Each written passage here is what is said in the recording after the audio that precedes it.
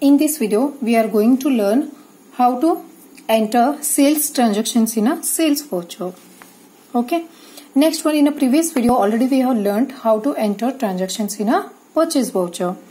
Okay. In this video, we are going to learn how to enter transactions in a sales voucher. Okay. If you want to open sales voucher, then click on accounting voucher. Okay. Here, purchase voucher is opened. So if you want to enter transactions in a sales voucher, then you need to open sales voucher. So press F8 from your keyboard. Then sales voucher will be displayed. In this also, in a sales voucher also, 3 modes you will get. First one is what? Voucher mode. Next one is what? Item invoice mode. Okay. Next one is what? Invoice mode. Okay. Now, some examples I have brought on voucher mode and item invoice mode. Okay, next video I will show how to work on invoice mode. Okay, now first transaction I will read here. Ram Traders sold goods worth rupee 20,000 on cash with a reference number 101. Okay, he is purchasing some goods worth 20,000 on cash, but they have not given a particular name of items. Now in this also it will work same way. And if you are not purchasing, means if you are not declaring any specific item name, then this you need to enter in a voucher mode.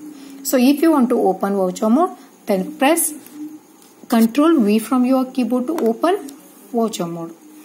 Okay, next one, reference number is what? 101. So take enter here. Okay, so here you need to select the cash. Okay, now cash is 49,000, means it is in a minus. So now on what rate you are selling? 20,000. 20,000 you need to type here. Okay, take enter. Next one, here you need to select the sales voucher, sales ledger. So still I have not created any sales ledger. So if you want to create a sales ledger, then press Alt C from your keyboard, then ledger creation window will be displayed. So here you need to create the sales ledger, take enter, and this sales ledger should be under the group of sales account, then Ctrl A to save it. Okay, then here I am not declaring any specific item name, so I will take enter and accept it. Okay, next one, next transaction is Ram Traders sold 3 refrigerator for rupee 20,000. Okay, next transaction, next one, 2 32 GB Samsung mobile for rupee 15,000. Means he is selling 3 refrigerator and 2 32 GB Samsung mobiles. Okay, next one, for this reference number is what? 102. Okay, now one more point you need to remember. This is the window of voucher mode. So you can't enter a specific item name in this voucher mode window. So if you want to enter a specific item name, that you need to enter in a item invoice mode. So if you want to open item invoice mode, again you need to press Ctrl V from your keyboard. Then item invoice mode will be displayed. Then if you want again voucher mode, then again you need to press Ctrl V from your keyboard. Then voucher mode will open, and if you want item mode, again you need to press Ctrl V from your keyboard. Next one, here you need to select the cash because I'm selling goods on cash here. Then you need to select sales here. Then here you need to enter the name of items. I'm purchasing refrigerator, so I will select refrigerator, and here how many refrigerators are there in your godowns, that will be displayed here. Okay, ghee 10 liters are there, a refrigerator 5 are there, that is unit of that particular item will also displayed here. Okay, 5 refrigerator are there. From that 5 refrigerator I am selling 3. Okay, here you need to select the godown, in which godown you have kept these particular items. So I will try to check the particular godown.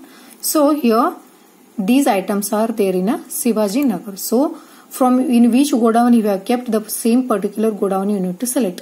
If you select this Rajaji Nagar, because without having items you can't able to sell the particular items. So you need to select the particular godown, on which godown you have kept this, in which godown you have kept this.